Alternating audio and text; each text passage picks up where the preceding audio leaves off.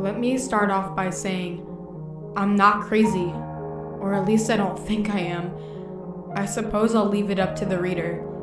I couldn't tell you if I'm dealing with a ghost, a demon, or something else beyond my grasp.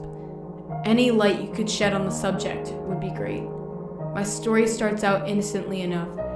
2 months ago, I was in Walmart when I saw a life-size doll that looked just like my daughter Abby. Again, Walmart, not an estate sale, not an abandoned building, and not even some creepy one-off clearance item without a box or price tag. There were dozens of them. Anyways, I texted my wife a picture of the doll and she admitted they looked similar, so I bought it on a whim. When I first showed Abby the doll, I asked her who it looked like. "It's Baby Shrek," she squealed, clearly not on the same page as me. "Don't you think it looks like you? It could be your twin sister," I asked, feeling foolish, hoping to convince her to side with me. Twin sister, she yells, grabbing the doll and dancing around the room. Mission accomplished. I take Abby out for ice cream and ask her if she wants to bring her sister along. "Yes, Daddy. What's my sister's name?" I'm not very quick-witted, so I'm surprised when I instantly blurt out, "Tabitha." "Tabby," she says with delight. She's smart for a 3-year-old, but struggles with bigger words. Actually, Abby and Tabby would be perfect names for twins. Twin names always have that corny and awkward ring to them, like my twin friends Donnie and Danny. A couple days later, Abby and Tabby were inseparable. Abby has never had an imaginary friend, so I was very surprised to see her get so attached to Tabitha. We live in a small town, and so far the only neighborhood kid even close to her age is 7, and he's a brat, so I'm happy to see her bonding with someone until she starts preschool. I start to play along and begin to share my daughter's enthusiasm for Tabby, talking and playing with her just like I would my actual daughter. My wife tells me she needs to take Abby to finish her immunizations. She knows I won't go because she's stronger than me. I can't bear to see my baby girl cry when they poke her with a needle. I load Abby into the car seat and kiss her forehead. "Sit here, sweetie, while I go get Tabby." "Tabby doesn't need her shots, Daddy. She's a doll." Surprised at her change in perception about her sister, I ask, "Don't you want her to keep you company?" "No, Daddy. You take care of her while I go to the doctor." The car pulls away and I wave goodbye and blow kisses as I always do. As soon as they're around the corner, I sprint up to the attic. I have a mini fridge up there to keep my beer out of Abby's hands. I couldn't remember the last time I had a cold beer to myself, and with a couple hours to spare, I might as well take some me time. I crack one open and bring the rest of the 6-pack downstairs. I haven't seen adult TV shows in a long time, so I've forgotten how to swear effectively. Always Sunny in Philadelphia is on and I'm in the zone. I'm only a couple minutes in when I feel the stare. There's Tabitha on the other end of the couch looking right at me. As a rational man, I try to shrug it off and laugh. I taunt her with, "Eat shit, you porcelain bitch." The show is rubbing off on me already, and I can't stop giggling. Time for a pee break. My bathroom is on the other side of the room, so I freeze when I emerge to Tabitha once again looking directly into my eyes. Spooked, I move all around my living room trying to escape her icy, lifeless stare. This doll is like the fucking Mona Lisa, and I'm not about to let it ruin my daddy time. I man up and toss it into Abby's room. Although still weirded out, I enjoy a few more episodes of Always Sunny and polish off the beers. It'll take a lot more than a creepy doll to keep me from enjoying these precious few moments alone. 2 days later, I had entirely forgotten the whole thing. Abby, Tabby, and I were back to our usual selves playing Tea Party, writing postcards to Grandma, and living the American dream. We plan a picnic together and head out to the backyard to feast. Abby and Tabby nibble on their snacks while I lay back in the hammock. I hear whispering and look over to see what they're up to. The first thing I see are those fucking doll eyes. Her head is twisted around behind her and she's looking directly at me, while Abigail is sitting on the opposite side of her. "What did you do to Tabby's neck, sweetie?" I stammer. My daughter looks at me with that same cold stare. She's looking at you because she doesn't like you, Daddy. It gets worse. It gets so much worse. 3 weeks go by and that doll always seems to be somewhere she shouldn't be. Every time I wake up, Tabitha's eyes are the first thing I see. No matter who's in the room, her eyes are always focused on me. I'm not about to admit to anyone what's going on, so after 2 sleepless nights, I'm relieved to have to go out of town on a work trip. I hit Sacramento and call my wife from my room's phone to let her know I made it there safely. I am halfway through telling her goodnight as I'm sleepily opening my luggage for my pajamas. I scream when I see Tabby glaring at me. My wife is laughing as the people next door pound on the wall to get me to quiet down. Abby wanted you to have company on her trip. I don't have a chance to compose myself when I hear my daughter in the background begging for the phone. Daddy, did you find Tabby? I sent her with you so you guys could learn to be friends. I miss her so much. Please take good care of her. My instincts are to chuck the fucking thing right there and then, but I'm a grown-ass man and my daughter deserves better. I take the doll down to the parking lot and shove her into the trunk. I get back up to my room and I can scarcely sleep.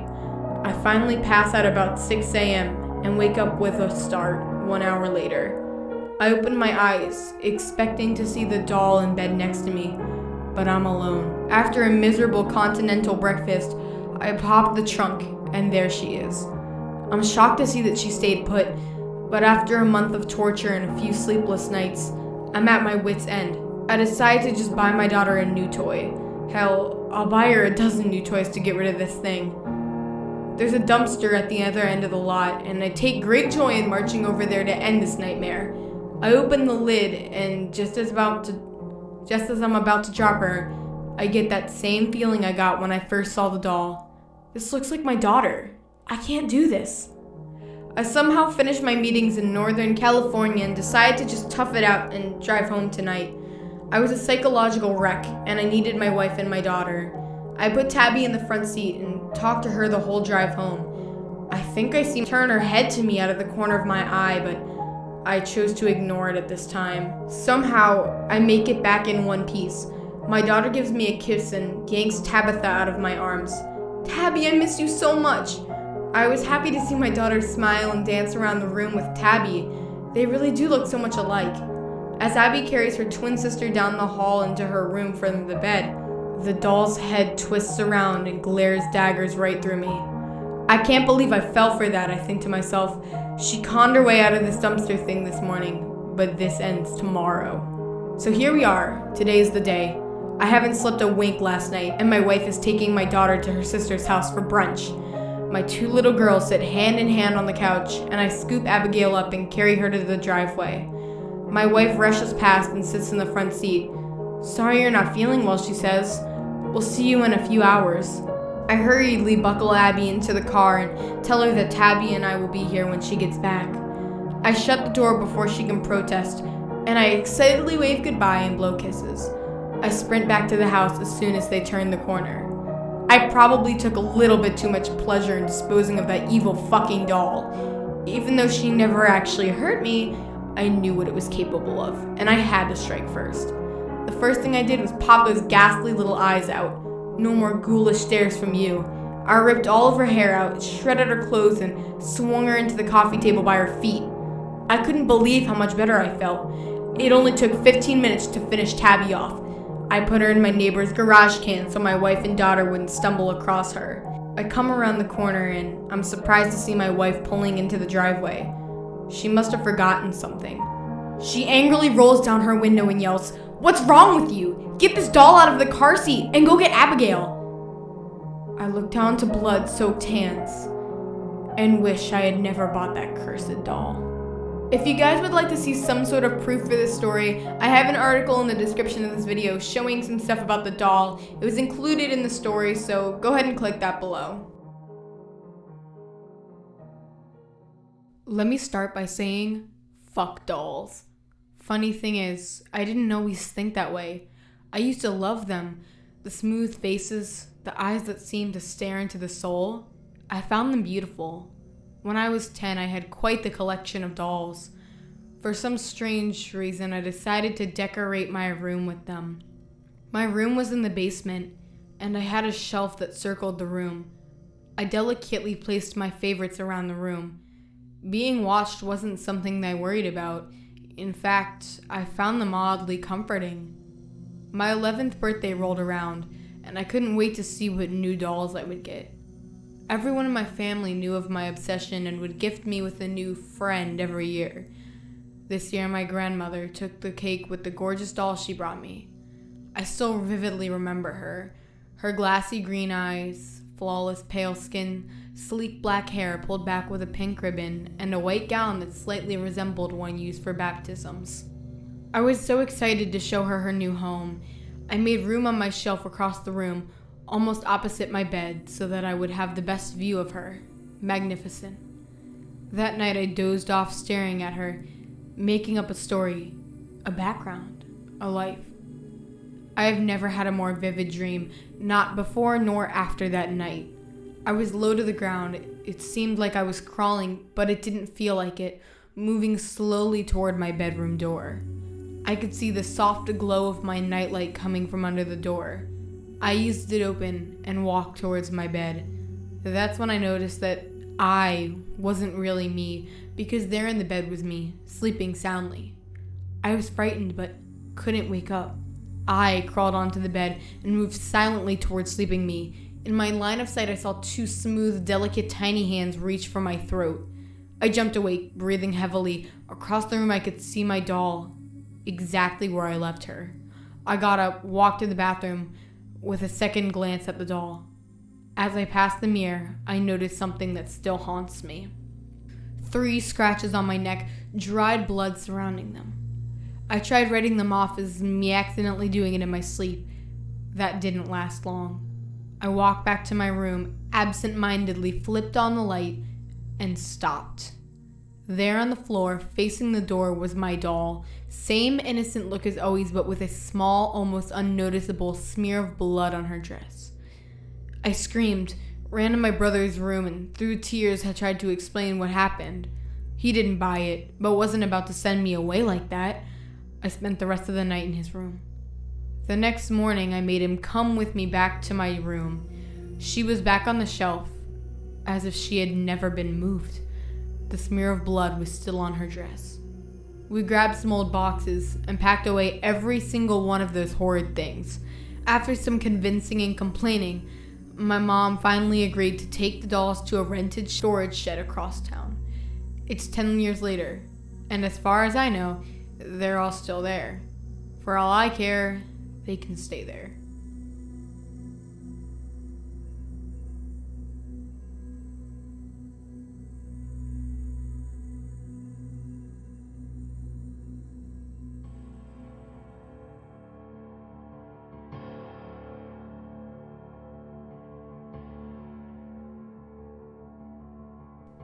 When I was 5 years old, my grandmother got me a stuffed clown for Christmas.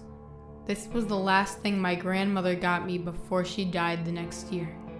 It was a rather sudden passing, and the cause was determined to be an overdose. Now, from the time I remember pulling the clown out of the box, the toy scared the life out of me. My mother told me not to be rude and to enjoy the gift my grandmother had gotten. My grandmother told my mom that she had got it from a friend whose grandkids were scared of it. The toy itself was a little begrimed. 2 buttons had fallen off of the clown's shirt, and a button where the eyes should have been was missing. The only reason my grandmother had gotten it for me is because it remembered how much I enjoyed the circus when we had gone. Thinking back, though, the clowns at the circus had disturbed me just as much as the doll. Examining the doll more closely, I found that a crudely scribbled name on the tag of the clown said Blinky. I figured that was the name given to him. The rest of the day was uneventful. I opened the rest of my presents, we had Christmas dinner, and then my relatives left for the hotel they were staying at. That night, I had put Blinky in the closet with the rest of the toys I had gotten, and although I was extremely exhausted, I wasn't able to sleep. I kept tossing and turning. A restless feeling I couldn't get to pass tormented me for 2 hours before I finally got out of bed.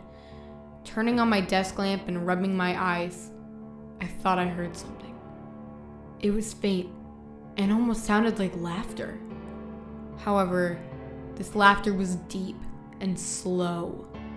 My blood ran cold when I realized the noise was coming from the closet. Thoughts are rushing back to Blinky. I could only contemplate the horrid thought that this crazed laughter was coming from the doll. Knowing I'd never get to sleep with the thoughts of what might be in the closet racing through my head as I approached it. The soft laughter stopped when I reached the door. Slowly opening it, I was both startled and relieved when I saw Blinky sitting there staring at me. I didn't remember putting him on top of the other gifts, but at this point I was so tired I couldn't really remember for certain. I picked Blinky up to see a small pull string hidden under the flaps of his clothes, pulling it to make the doll emit a low laugh. The way it faded out at the end made it seem like the batteries were close to dead. Deciding I'd deal with the batteries to that terrible thing in the morning, I closed the closet door and made my way back to bed. Sleep embraced me until around 4 in the morning when I was awoken by the laughing again. Cursing the malfunctioning toy, I made my way to the closet, but upon opening the door, I felt more confused than anything when Blinky was nowhere to be found. Hearing the laugh behind me, I whirled around to see a chuckling Blinky sitting at the foot of my bed facing me. In a panic, I picked up the doll and hastily tossed him out of the room into the hallway before hiding under my blankets. I must have passed out while waiting, because I woke to my mother scolding me for playing so late. I asked her what she was talking about, and she pulled me out of my bed to the kitchen. In the middle of the kitchen was Blinky with chairs all around him. Confused, I told my mother I didn't do any of that. Of course she didn't believe me. That was the last Blinky ever bothered me. My mother, annoyed because she thought I was lying, took Blinky away and kept him in her closet, and after about a month I completely forgot all about the toy. That was all 14 years ago. Now I'm 19, I have a good job, I just got my apartment, and I start school again in a few months. When I was unpacking my things at the new place, I found Blinky at the bottom of an old box of clothes. Seeing him brought back memories of that Christmas night all those years ago, and the memory sent chills up my spine. I put the doll on the couch and phoned my mother to see if it was her who packed him. When I told her what I had found, she said she didn't do anything like that. She was gonna pack the doll for me for nostalgia, but when she went to her closet to get Blinky, she couldn't find him anywhere. Turning around, while on the phone with my mother trying to figure out how the toy had gotten packed, I nearly dropped the receiver. Blinky was gone. 1 second he was on the couch as I was talking to my mom, and the next minute he's gone? I didn't mention this to my mother. I simply told her goodnight and hung up the phone. I spent the next 3 hours searching the whole apartment for any sign of Blinky, or even if anything just looked out of place.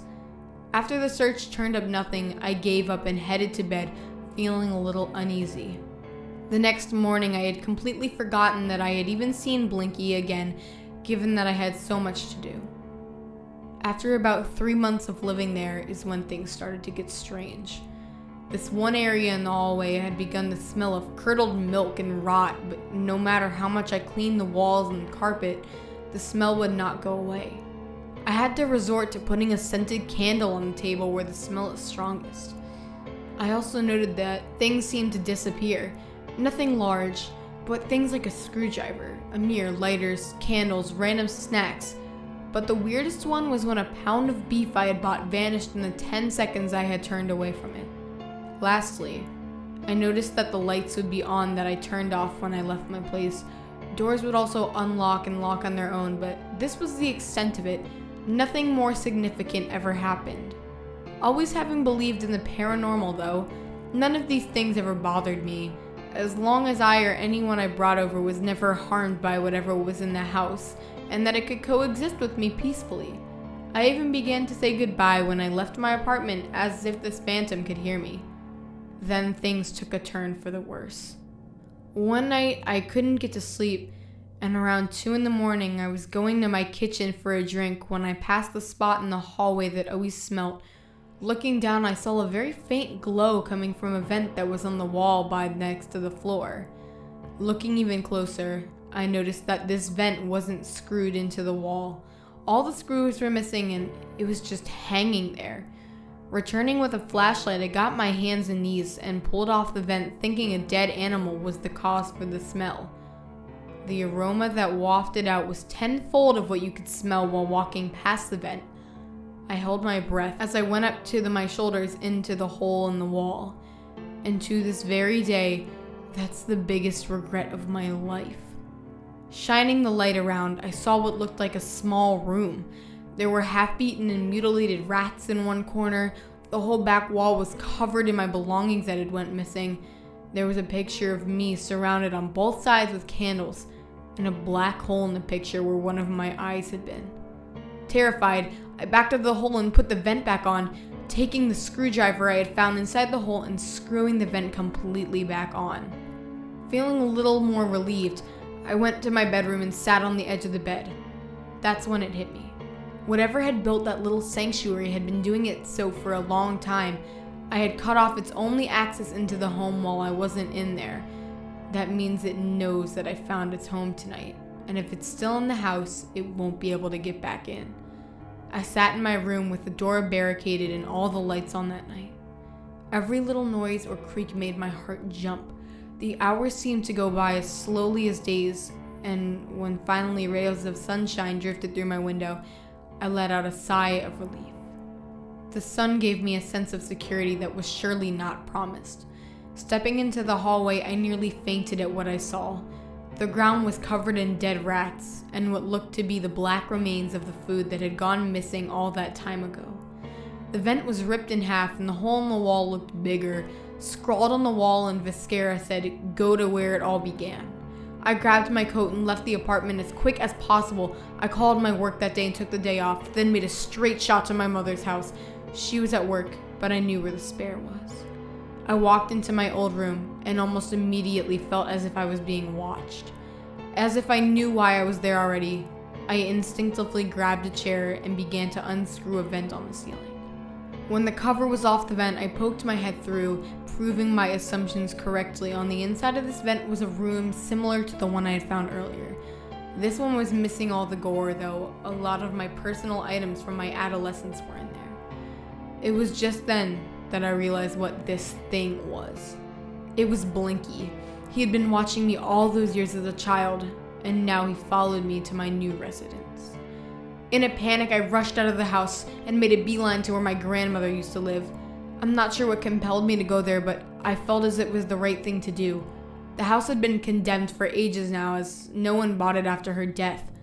I remember she always left a spare key in the back of the fence, so it was easy to get into the house.